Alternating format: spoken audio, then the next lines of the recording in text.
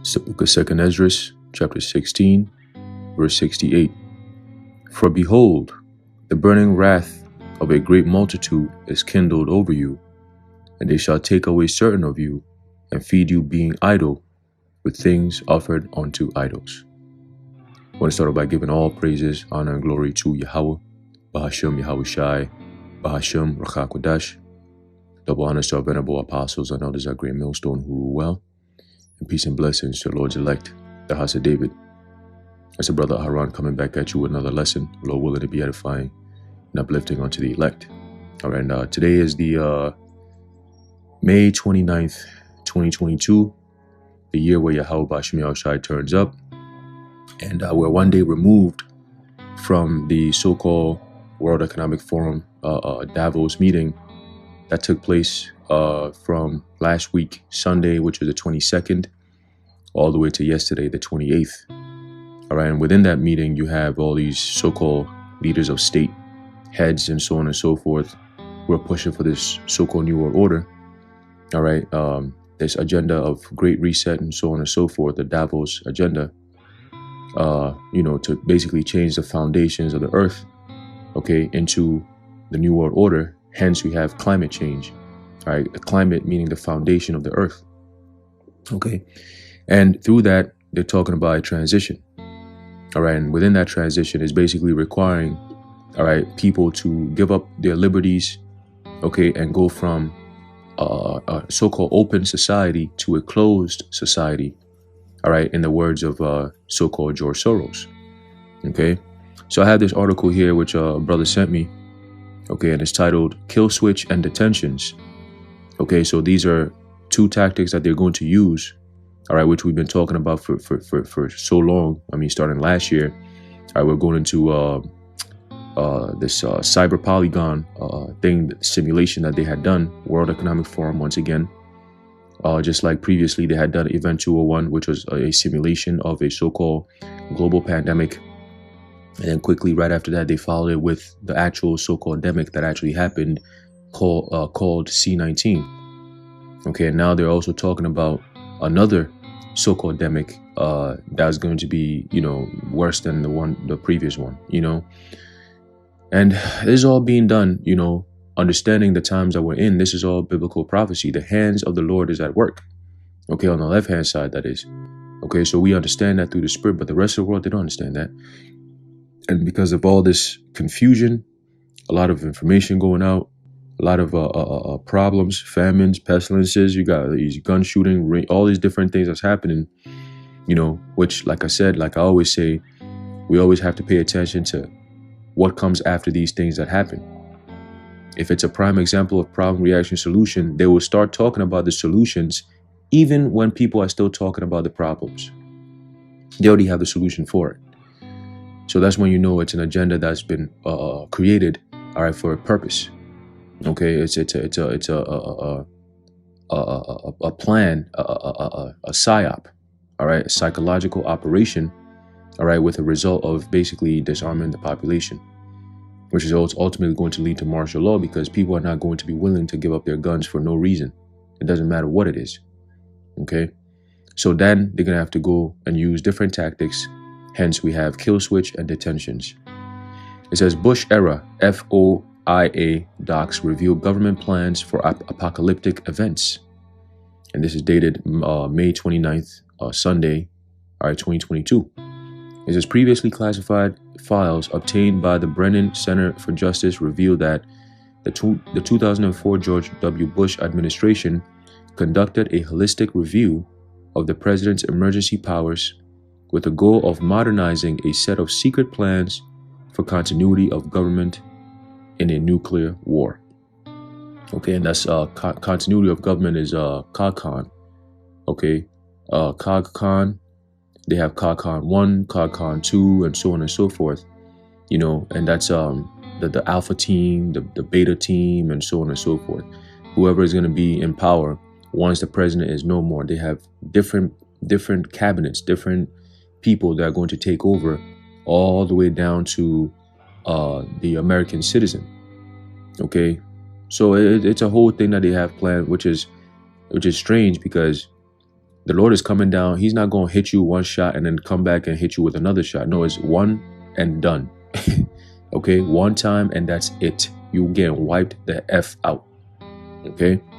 It says the George W. Bush Presidential Library turned over 500 out of 6,000 pages of documents known as, quote, Presidential Emergency Action Documents, which are PEDs, which shed troubling new light on the powers that modern presidents claim they possess in moments of crisis.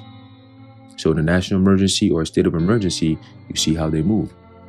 And they're preparing everything for so-called end of this year. The end of this year. It says, according to the Brennan Center, which obtained the records through a Freedom of Information Act request, PEDs were created during the Cold War when the chance of a Soviet nuclear strike was at its peak. Early drafts reported rested on broad interpretations of executive powers. According to official reports from the 1960s, various PEDs authorized the president to enact measures such as suspending habeas corpus to detain dangerous persons, within the country, to censor news media, and to prevent international travel. All right, these are all things that are written in the FEMA executive orders, which kick into play once we're in a state of emergency. A national emergency, all powers are transferred to FEMA. Okay, so just keep that in mind. It says, in light of 9/11 or 9/11, one Bush administration official viewed updating the PEDs an urgent and compelling security effort, especially in light of ongoing threats. Right? America is the one country that's able to threaten everybody with military might or financial decapitation, some way, somehow, but yet they're always the ones who are threatened. Nobody comes to America to wage war. They always go into different countries to wage war. How many different countries do you know actually have military bases here in America? Foreign military bases in America? No. But yet, they're able to go to different countries and plant their military over there. Isn't America part of NATO? So why don't you have other countries that are part of NATO having their military bases over here? How come it's always the other way around? How America is part of NATO and all these other countries are also part of NATO, but yet America is the only country that can go around and put their shit around everywhere else in everyone's country. You ever thought about that? But yet they go around screaming we're fighting for your rights and your liberties. From who? From who? You got CIA agents, you got FBI agents, you got all these NSA guys, all these punk ass bitches going around causing shit, stirring things up, all right, for political gain and so on and so forth, ultimately for power and control. But yet they come around and scream, we're fighting for your freedoms. From who? The real freedom you should be fighting for is against your domestic terrorist government. That's who you should really be worried about. Because Biden is about to sell you niggas out. I don't know if he's already done it, but they're signing things, behind the scenes, all right, to give up America's sovereignty over to the World Health Organization. That's domestic terrorism right there in and of itself. Where's the military at? Where's everyone? Where's the outcry? Where's the outrage? Oh no, because they haven't given you something to be outrageous about, you're not going to outrage. But don't worry, when the food is out of place and your life is constantly being threatened, and you get to the point where you're just fed up with life and you just want to end it, then you're going to realize, oh man, this is what these men have been talking about for all this time. Scripture says a time of intolerable pain and anguish. Intolerable. Who's going to be bringing all that pain? Who's going to be bringing all that anguish? There's documents on how they plan on doing that to people. So you can go around and call it conspiracy theory all you want. At some point, all right, it's going to hit you in the face. When the bottom of a barrel of a gun hits you right in the face at 2 a.m. in the morning, after you've had your Thanksgiving dinner, you had all that turkey, the GMO turkey, and it knocks your ass to sleep, and they come in storming into your house with helicopters and you confused with lights shining in your eyes and people screaming and dogs barking, and yeah, you're scared shitless and it's cold as shit and you're just in your boxers because you thought it was warm. Boy, look at here. That's when reality is going to set in. And they ain't playing. It says here, let's see, there you go. It says, while the Brennan Center was unable to obtain more recent PEDs. The documents show some of the most disturbing aspects of early Cold War emergency action documents were maintained at least through 2008. Here are the specific findings via the Brennan Center. Controlling communications. It says at least one of the documents under review was designed to implement the emergency authorities contained in Section 706 of the Communications Act. During World War II, Congress granted the president authority to shut down or seize control of any facility or station for wire communication upon proclamation that there exists a state or threat of war involving the United States. So AT&T, T-Mobile, Verizon, all these different companies were originally created for the military's use. But then they eventually found out that, hey, we can actually use this to actually monitor people's regular conversation. So why don't we just make it, take certain aspects out of it and then give the basic parts of it in terms of the communication part to the rest of the people. So as they communicate, everything they're talking about, we can actually hear it. We can actually tap into it, you see? And then over time, it became a thing where it's like, yo, this is a big thing. Like we could really make a huge business out of this, spying on the people, but then they're willingly going to give us their ability to spy on them. Because once you grab a cell phone, especially today, smartphones, remember what a smartphone is. Okay, the word smart, it's an acronym which stands for Secret Militarized Armament for Residential Technology, or of residential technology. Okay, residential technology. So everything's smart. You notice it's all mostly in your household. Those are secret militarized weapons, armaments. Okay, and they use that to track people, to listen to your conversation. This is not conspiracy theory. It's facts, straight up.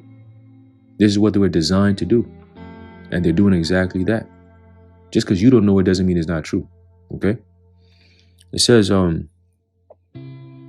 the frighteningly expansive language was at the time hemmed in by Americans' limited use of the telephone calls and telegrams.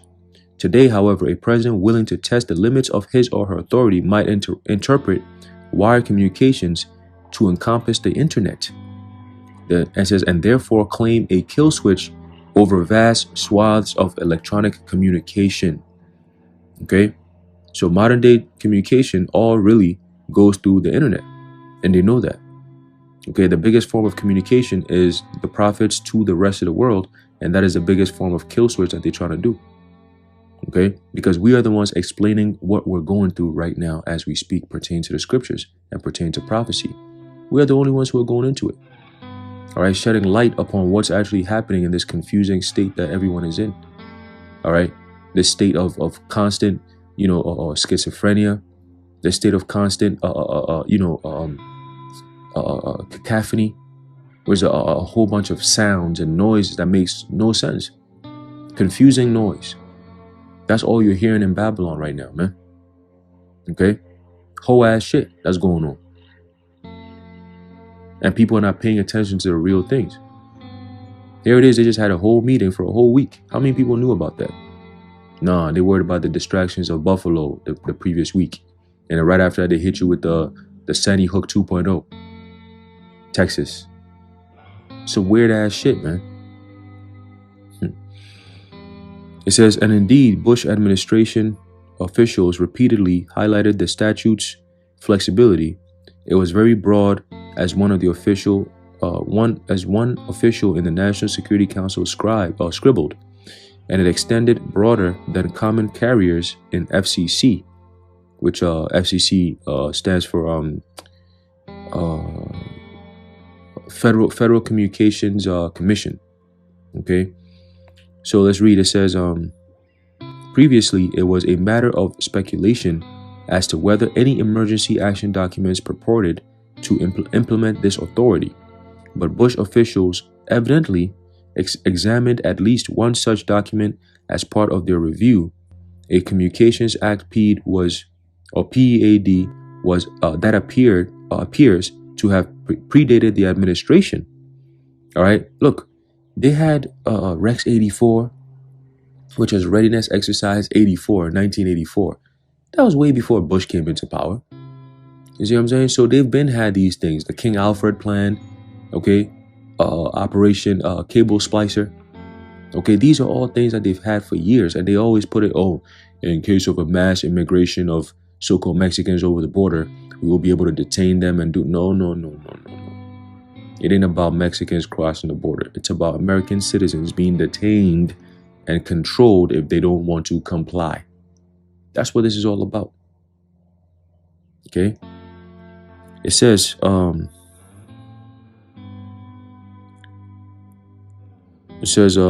Bush officials evidently examined at least one such document as part of their review, a Communications Act PEAD that appears to have predated the administration. And the library's records suggest that the administration added 3 more documents on the same subject: detention authority. The records indicate that at least one presidential emergency action document pertained to the suspension of habeas corpus. Now, I'm going to pull up habeas corpus, all right, just so to give an understanding of what exactly that is. Okay, the suspension of habeas corpus is no joke, man. All right, hold on one second. Habeas corpus.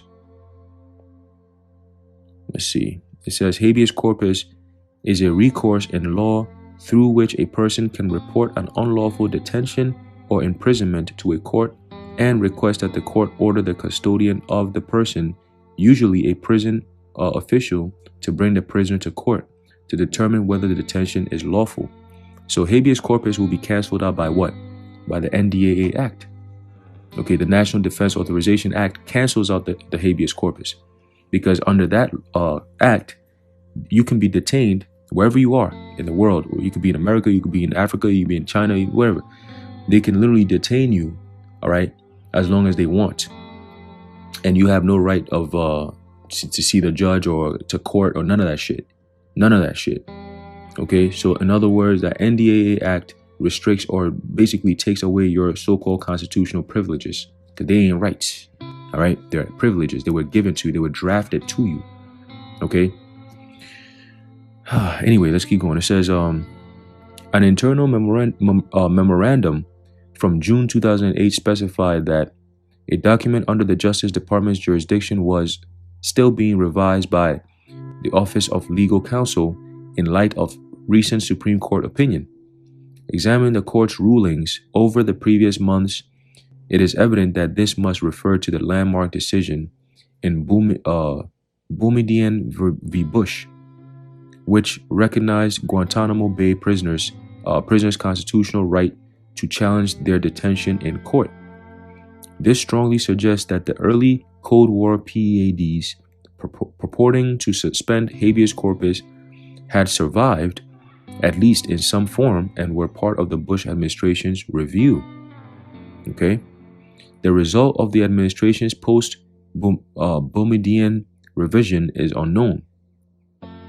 Significantly, though, it doesn't appear that any emergency action documents were withdrawn or canceled. To the contrary, 8 PEADs were added, bringing the total number to 56. Okay? It says inhibiting the right to travel. It says restricting the use of U.S. passports, a reported feature to some early presidential emergency action documents, remain on the table as of 2008. Records, and of course they'll remain on the table, because who's going to come in 2008 to pick up from there? Obama. And then he's going to pass over to Trump. And then Trump passes over to Biden. And then on and on and on it goes. You notice you have a Republican, you have a Democrat, and you have a Republican, you have a Democrat. You're going to arrive at the same place, just in a different way. It might take 4 years. It might take 8 years. It might take 16 years. But regardless, you arrive at the same place, and that's where we at right now. No president prior to this time was ever going to stop where we at now, because it's prophecy. If anything, he will drive you to it. Okay? It says, records generated by the Bush administration's review highlighted a provision of law from 1978 that allows the government to curtail international movement based on war, armed hostilities, or imminent danger to the public health. Imminent danger to the public health or the physical safety of United States travelers. Do you hear that? Once you start seeing that public health in there, that's all they need. I mean, the CDC came out and said that the gun violence was a public health threat. These people are just grouping everything. Nowadays, soon they're going to be considering accidents a public health threat. People are speeding, so we need to stop them from speeding. So we have laws now that if you go above 2 miles an hour, that's a public health threat. In other words, don't drive your car no more. Hop on a bike. It says, although presidents have used this statute to ban travel to Lebanon, Iraq, Libya, and North Korea, a more sweeping abrogation of the right to travel would represent a stark break from modern historical practice. It says, triggering other emergency powers. The national emergency declared after 9/11, which is still in effect today and continues to prop up the United States military presence across the globe, was cited in connection with one or more PEADs. A national emergency declaration unlocks enhanced authorities contained in more than 120 provisions of law. Okay? Bush invoked several such authorities, but several dozen others were and still are available to the president as a result of Proclamation 7463. And what is that? Let's find out what that is. Oh, that's a whole lot of shit. Okay, well, we're going to have to get into this another day. All right, let me see something real quick. It says, a proclamation is a national emergency exists by reason of a terrorist attack at the World Trade Center, New York, and the Pentagon. It says, and the continuing and immediate threat of further attacks on the United States. Now, therefore, I, George W. Bush, President of the United States of America, by virtue of the authority vested in me as President by the Constitution and the laws of the United States, I hereby declare that the national emergency has existed since September 11, 2001, and pursuant to National Emergencies Act 50 U.S.C. 1601.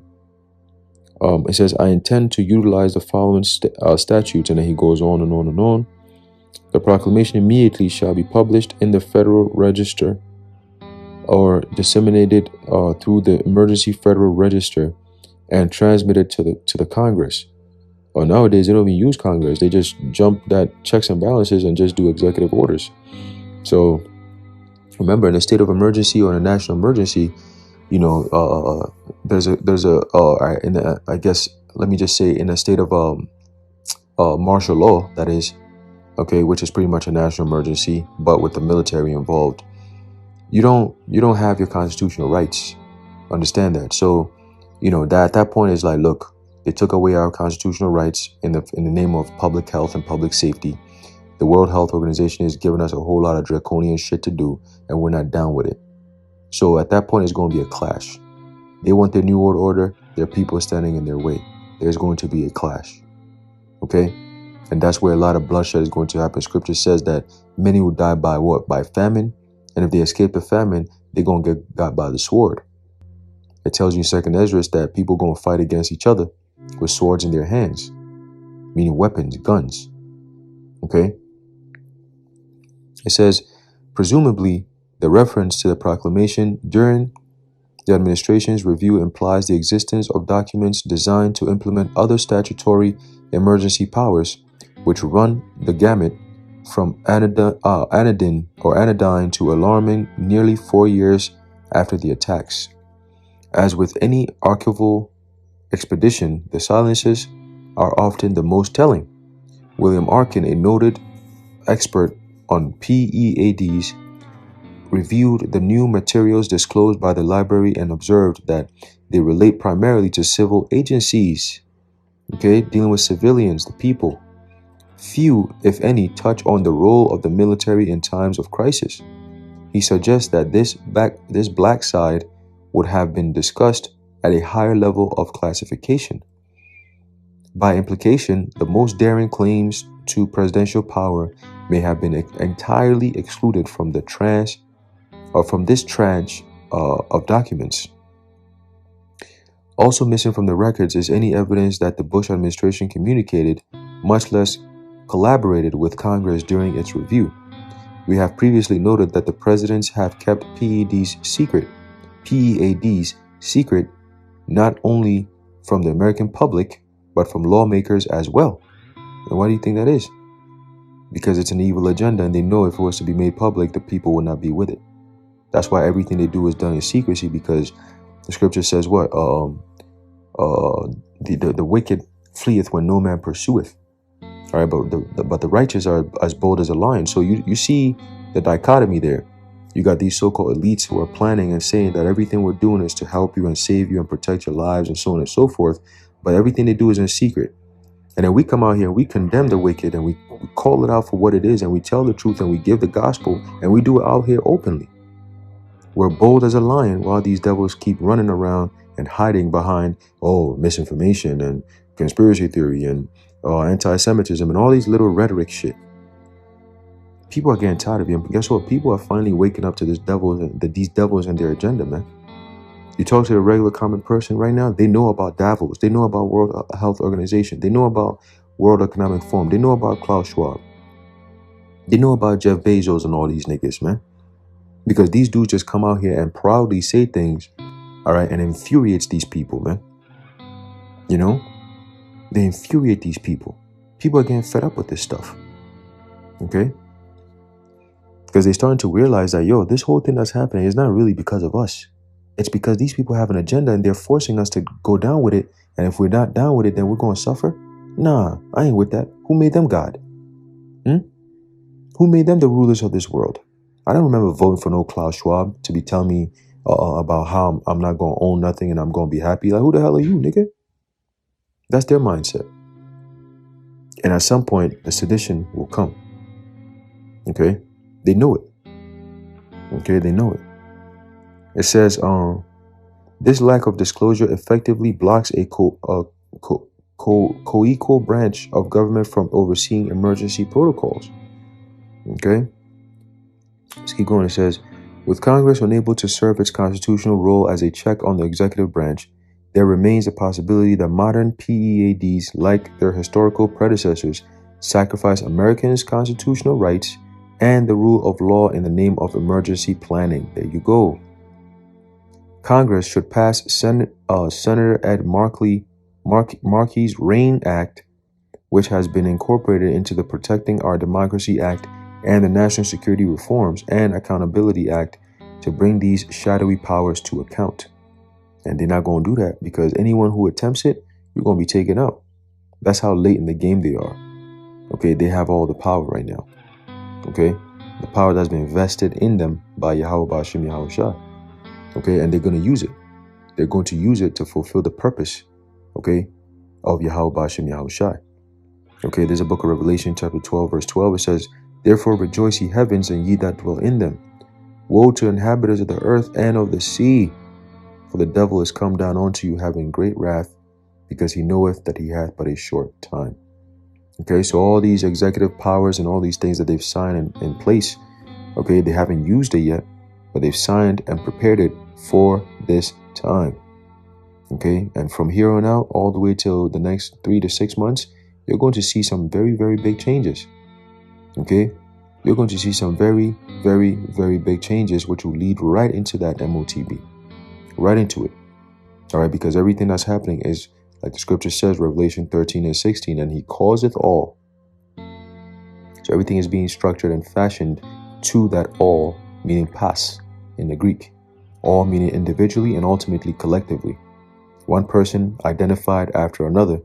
Eventually you have a whole. Okay, and they're trying to back it up into a database, a big, huge quantum computer that will pretty much run everything. All right, so that's where we're headed to. That's what they plan to do.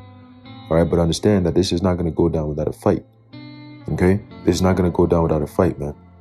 All right, so I'm going to leave it off there, Lord, when you've been edified. I want to give all praises, honor, and glory to Yahweh, Ba'ashem Yahweh Shai, Ba'ashem Ruach HaKodesh, the water Yah, Ba'ashem Yahweh Shai, and until next time, Shalom.